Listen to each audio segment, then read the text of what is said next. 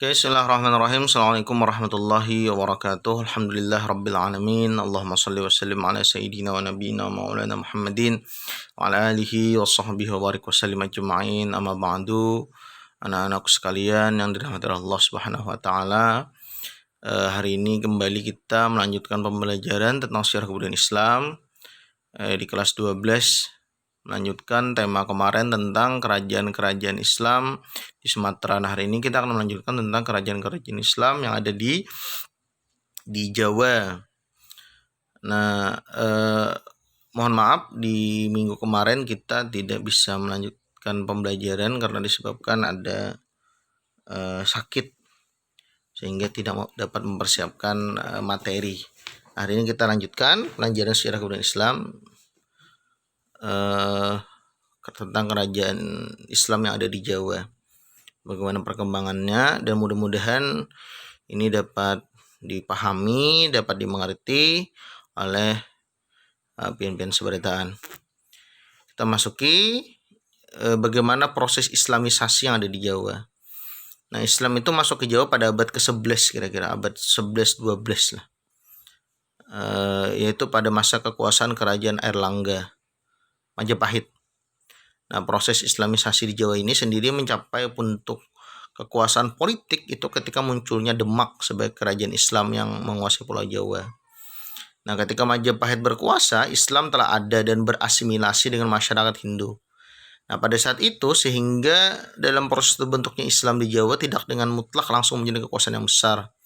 Islam itu diterima di Jawa karena masyarakat Jawa tidak ada istilah sistem kasta. Jadi begini, ketika Islam itu datang ke Jawa, ketika Islam itu masuk ke Jawa melalui Sumatera, dan sebagian lagi mengatakan melalui Timur Tengah langsung yang dikirim oleh kerajaan Turki Utsmani untuk melakukan dakwah di Jawa, itu mereka melakukan dakwah atau para ulamanya melakukan dakwah itu dengan lemah lembut karakter Jawa, dengan santun. Nah, dan diterima oleh kerajaan Majapahit. Karena memang kalau dalam beberapa sejarawan itu mengatakan ini langsung diutus oleh kerajaan Turki Utsmani yang saat itu berpaham Hanafi. Lalu kenapa sampainya ke Jawa ini Syafi'i? Karena diambil dari Maroko.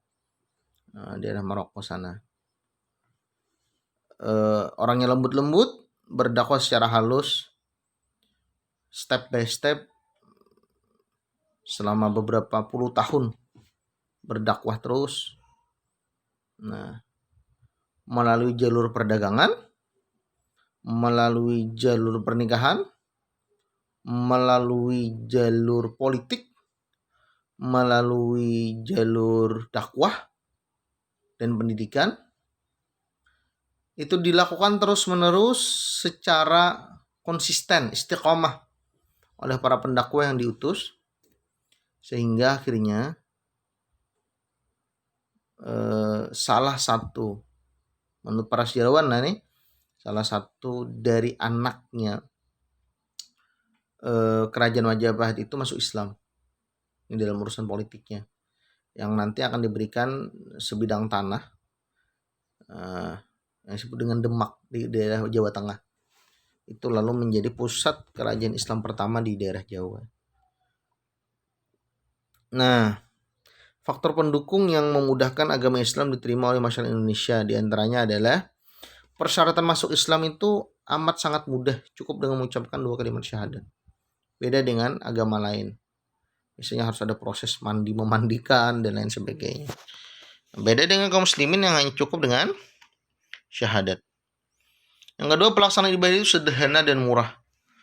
Ada sembahyang itu atau sholat itu kada perlu menyiapkan ayam panggang, tidak perlu menyiapkan beras kuning, tidak perlu menyiapkan tumpeng, tidak perlu membangun tempat ibadah harus lebih bagus daripada apapun, dan lain sebagainya.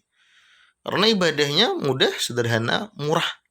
Cukup menutup aurat, tempatnya suci. Dan itu terus digaungkan oleh para ulamanya. Yang berikutnya, agama Islam itu tidak mengenal kasta. Tidak mengenal kasta, tidak mengenal tingkatan. Sehingga masyarakat itu dapat menerima. Kasta itu membuat masyarakat menjadi sulit untuk berkembang. Misalnya ada kasta A. Kasta A ini pekerjaannya boleh A, B, C, D. Kalau kasta B itu hanya boleh B, C, D. Kalau kasta C hanya boleh bekerja di bidang C, D. Kalau kasta D hanya boleh bekerja di bidang D dan tidak boleh bekerja di bidang A, B, C. Nah, itu kan berat. Kasta rakyat tidak bisa lagi naik selamanya menjadi raja. Misalnya, kasta raja itu boleh jadi raja, boleh jadi rakyat. Kasta ulama misalnya nih. Nah, gara-gara itu, lalu masyarakat Jawa itu lebih menerima. Nah, berikutnya, aturan-aturannya fleksibel dan tidak memaksa penyebarannya dilakukan secara damai. Jadi, tadi karena kaum muslimin itu ketika sampai ke daerah yang manapun yang dia pijak, kaum muslimin itu selalu melakukan futuh. Futuh itu pembebasan, bukan penjajahan. Beda antara penjajahan dengan futuh. Kalau penjajahan itu ketika seseorang datang ke tempat yang dia datangi, dia akan melakukan perampasan, pengambil alihan harta dari yang ia datangi.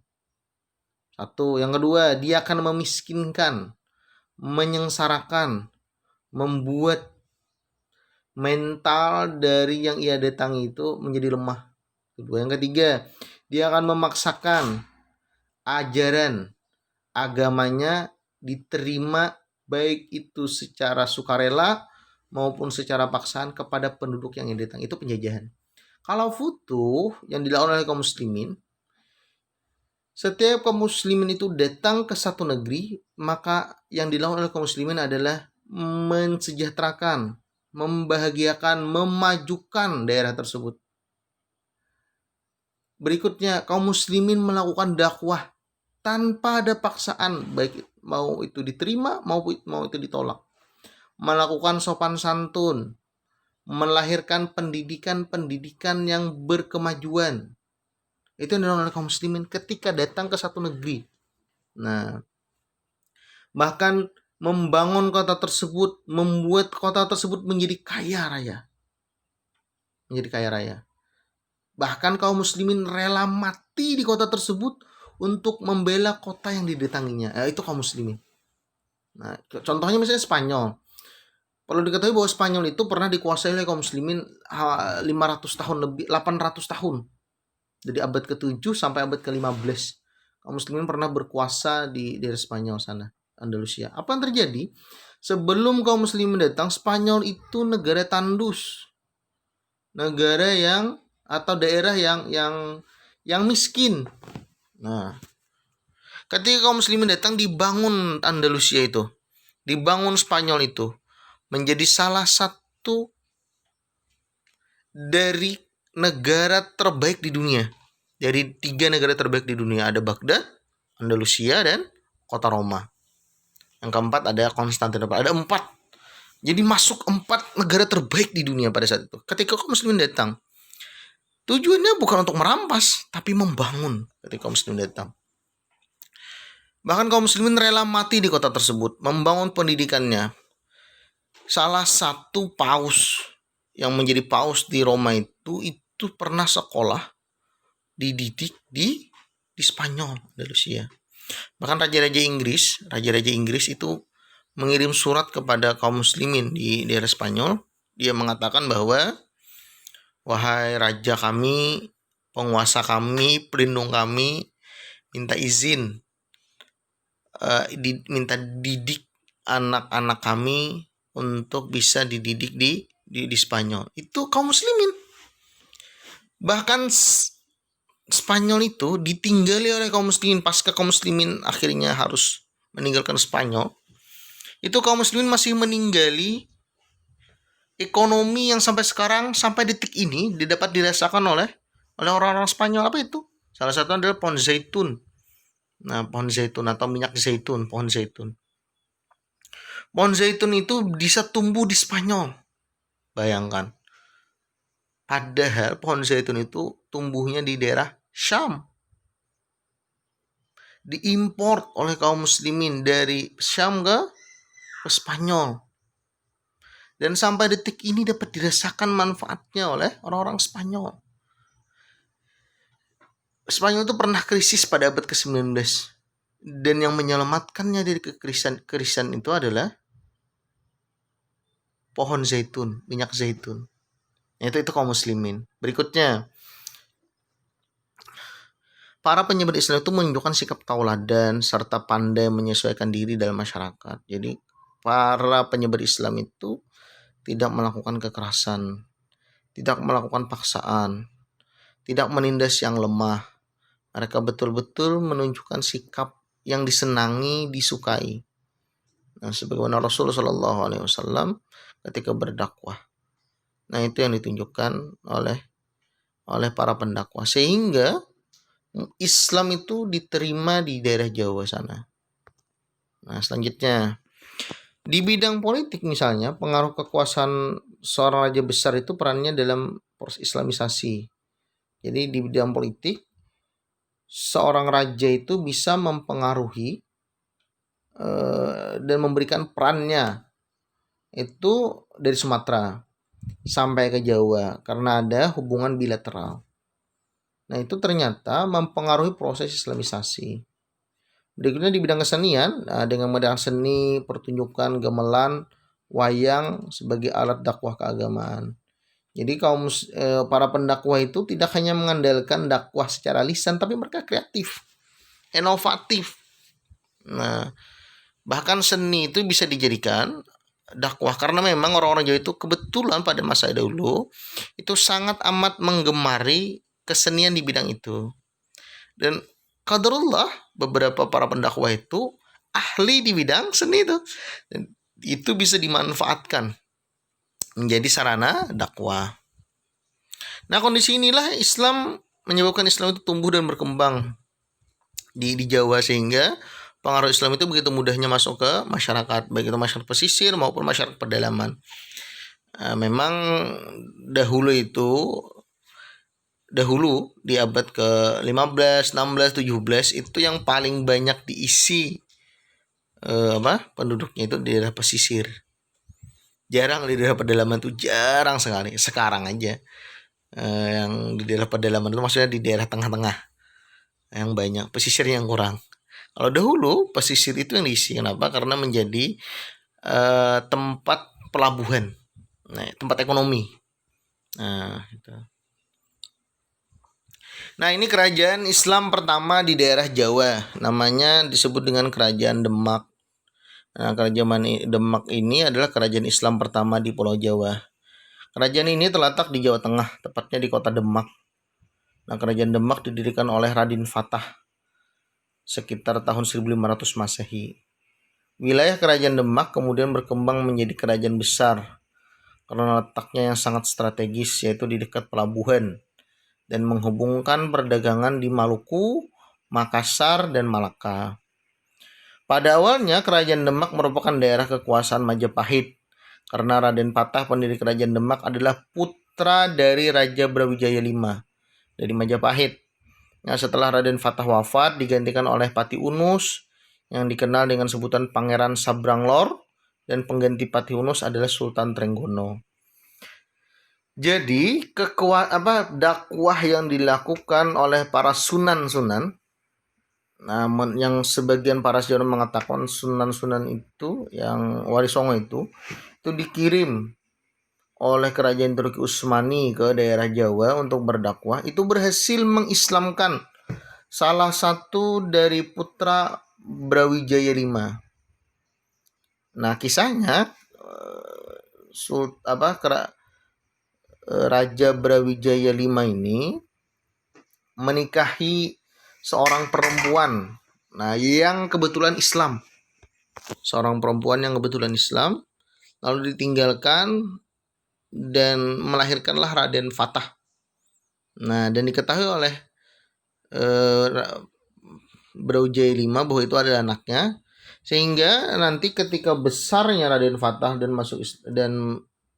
berdakwah Islam lalu diberikan wilayah oleh ayahnya di daerah Demak untuk menyebarluaskan Islam, dan di situ lalu dijadikan kerajaan oleh kaum muslimin dan diangkatlah Raden Fatah sebagai rajanya. Nah, berafiliasi ke daerah kerajaan Turki Utsmani karena nanti beberapa surat menyurat dan beberapa kali peperangan itu didukung oleh atau dibantu oleh kerajaan Turki Utsmani. Nah, berdirilah kerajaan Demak pertama kali di daerah Jawa. Sultan Trenggono yang sultan ketiga dari Demak, memang hanya ada 3 rajanya. Ya, Sultan Trenggono yang terkenal adalah raja terbesar yang pernah memerintah kerajaan Demak. Nah, pada masa pemerintahannya wilayah Demak itu meliputi seluruh pulau Jawa, Sumatera sebagian selatan, Kalimantan, meliputi kota Waringin dan Banjar, serta Selat Malaka. Nah, setelah Sultan Trenggono wafat pada tahun 1546 dalam suatu pertempuran di wilayah Pasuruan, kerajaan Demak ini mengalami kemunduran. Akhirnya, menantu Sultan Trenggono yang bernama Joko Tingkir, yang itu ada filmnya itu berhasil menduduki tahta kerajaan dan memindahkan pusat kerajaan dari Demak ke Pajang sehingga berganti nama menjadi Kerajaan Pajang, Sultan Trenggono. Nah, Sultan Trenggono ini, Bapak lupa apakah pada masa Sultan Trenggono atau Pati Unus, itu akhirnya Islam sampai ke daerah Kalimantan Selatan atas jasa kerajaan Demak. Islam sampai ke Kalimantan Selatan dan menjadi satu kesultanan atau kerajaan. Nah, kerajaan Banjar atau Kesultanan Banjar yang dipimpin oleh pertama kali Sultan Suryansah. Nah, itu berlanjut sampai abad ke-20. Itu atas jasa dari Demak. Nah, apakah Bapak ingat apakah dari Sultan Trenggono atau dari Fatih Unus? Itu dikirim Khatib Dayyan beserta pasukan. Nah, itu. Tapi karena orang sudah tahu, makanya kenapa Sultan Suryansah itu menang di Banjar, karena sudah tahu yang mendukung itu adalah Sultan Trenggono atau Kerajaan Demak. Nah, poinnya itu. Sedang Kerajaan Demak ini adalah salah satu kerajaan terbesar di Nusantara pasca runtuhnya Kerajaan Majapahit. Nah, selanjutnya ini raja-raja Demak. Ada Raden Fatah memimpin 1478 sampai 1518, sekitar berapa itu 30 tahun. Ada Pati Unus 1518 sampai 1521, hanya sekitar 3 tahunan. Dan terakhir ada Sultan Trenggono dari 1521 sampai 1546, ada sekitar 25 tahunan. Memimpin kerajaan Demak yang penasihatnya itu adalah para wali songo, para wali, para sunan. Nah, sebab kemunduran kerajaan Demak. Nah, berawal dari Pati Unus yang memiliki 2 putra yang berbeda ibu. Maksudnya Pati Unus itu punya 2 istri yang kebetulan setiap istri itu punya anak laki-laki. Kemudian mereka itu berselisih untuk memperebutkan kekuasaan, yaitu Pangeran Sekar dan Sultan Trenggono. Namun perebutan kekuasaan itu dimenangkan oleh Sultan Trenggono. Ini juga menjadi salah satu penyebab kelemahan dari kerajaan Demak. Nah, setelah pertempuran itu dilanjutkan oleh Arya Panangsang atau Adipati Jipang, putra dari Pangeran Sekar, dengan Joko Tingkir atau disebut dengan Pangeran Hadiwijaya, menantu dari Sultan Trenggono. Lalu pertempuran itu dimenangkan oleh Jaka Tingkir. Jadi dendam dari kekalahan ayahnya itu ternyata berlanjut diwariskan kepada anaknya, tetapi memang tetap dimenangkan oleh dari keturunan Sultan Trenggono. Atas itu lalu Joko Tingkir berinisiatif untuk memindahkan kerajaan Demak ke kerajaan Pajang. Sehingga berakhirlah dinasti atau kerajaan Demak dan berganti kepada kerajaan Pajang. Ini menyambung kisah. Nah, itu. Nah, berikutnya ini peninggalan kerajaan Demak. Ada Masjid Agung Demak. Nah, mudah-mudahan kita bisa ke sana. Jalan-jalan melihat tapak tilas kerajaan Demak. Kita bisa melihat peninggalan-peninggalan kaum muslimin yang Masya Allah, tabarakallah. Negeri ini tidak akan pernah bagus, tidak akan pernah hebat kecuali kaum muslimin yang membangunnya. Negeri ini menjadi negeri yang Masya Allah masyarakatnya berkorban itu karena statusnya muslim. Nah, berkorban dari melawan penjajahan, berkorban sebelum kemerdekaan sampai pasca kemerdekaan. Itu adalah orang-orang muslim. Bahkan sebagian besarnya adalah santri yang berkorban, berjuang untuk negeri ini. Nah, ini beberapa arsitektur yang ditinggalkan oleh kerajaan Demak. Ada pintu, nah itu ciri khasnya. Ada macam-macam lah. Nanti bisa dilihat lagi di beberapa literatur apa saja peninggalan kerajaan Demak. Ini beberapa saja. Selanjutnya, ini kerajaan Pajang. Nah, munculnya kerajaan Pajang tidak dapat dilepaskan dari keberadaan Jaka Tingkir atau Pangeran Hadiwijaya. Setelah berhasil mengalahkan Arya Panangsang, Hadiwijaya memindahkan pusat kerajaan Demak ke Pajang. Kerajaan Pajang itu sendiri berdiri pada tahun 1568 dengan raja pertama yakni Pangeran Hadiwijaya atau Jaka Tingkir. Sementara itu daerah-daerah yang berada di bawah kekuasaan kerajaan Pajang antara lain itu ada Pati, Pemalang, Selarong atau sekarang itu jadi Banyumas dan lain sebagainya itu di Jawa Timur sampai ke daerah Surabaya, Tuban, Madiun, Blitar dan Kediri. Nah, itu adalah wilayah dari kerajaan Pajang. Apa penyebab kemunduran kerajaan Pajang? Nah, pada tahun 1528 Sultan Hadiwijaya meninggal dunia. Nah, Arya Panggiri yang menjadi adipati di sana berusaha merebut Pajang di Demak. Putra Sultan Hadiwijaya yang bernama Pangeran Benwa dapat disingkirkan. Selanjutnya Arya Panggiri naik tahta Pajang untuk melanjutkan daerah keturunan Demak. Arya Pinggir ternyata kurang mendapat dukungan rakyat. Sebab ia bukan keturunan Hadiwijaya. Hal itu merupakan kesempatan bagi Pangeran Benawa untuk merebut kembali kekuasaannya. Dengan bantuan Sutawijaya, Arya Panggiri berhasil dikalahkan. Nah, pada tahun 1568, Pajang diambil alih oleh Sutawijaya dan pusat pemerintahannya dipindahkan ke Mataram. Jadi sangat singkat juga kerajaan Pajang ini berdiri. Tetapi yang menjadi gambaran adalah kaum muslimin di daerah Jawa sana.